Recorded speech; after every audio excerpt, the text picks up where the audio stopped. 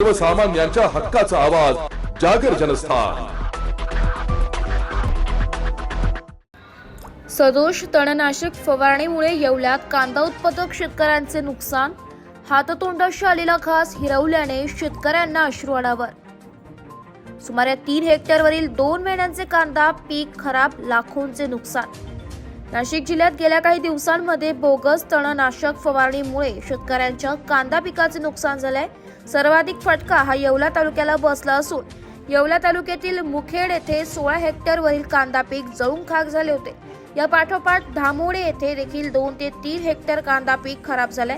औषध कंपन्यांच्या चुकीच्या मार्गदर्शनामुळे गहू पिकावर फवारणारे तणनाशक कांदा पिकावर फवारले गेल्याचा आरोप शेतकऱ्यांनी केलाय। यामुळे शेतकऱ्यांचे 2 महिन्याचे कांदा पीक जळून खाक झाले।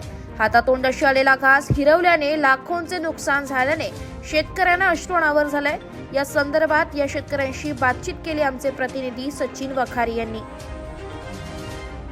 जागर जनस्थानसाठी प्रतिनिधी सचिन वखारे, येवला। आता बोला।